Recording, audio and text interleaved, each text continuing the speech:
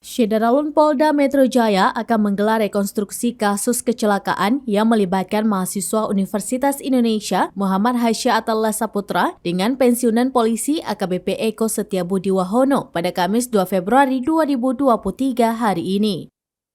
Rekonstruksi bakal digelar di kawasan Jalan Srengseng Sawah Jagakarsa, Jakarta Selatan. Sejumlah saksi hingga tim yang telah dibentuk Kapolda Metro Jaya, Irjen Fadil Imran, untuk mencari fakta guna mengusut kasus kecelakaan itu dihadirkan. Saksi berjumlah 9 orang, sedangkan tim yang merupakan arahan langsung dari Kapolri Jenderal Listio Sigit Prabowo terdiri dari eksternal dan internal. Tim eksternal akan melibatkan pakar hukum hingga transportasi. Sementara tim internal seperti Irwasda, Direktorat Lalu Lintas Polda Metro Jaya, hingga bidang hukum Polda Metro Jaya. Keluarga Hasya juga diundang dalam rekonstruksi hari ini. Lebih lanjut, ia menekankan bahwa rekonstruksi ulang dilakukan guna memberikan kepastian hukum dan rasa keadilan.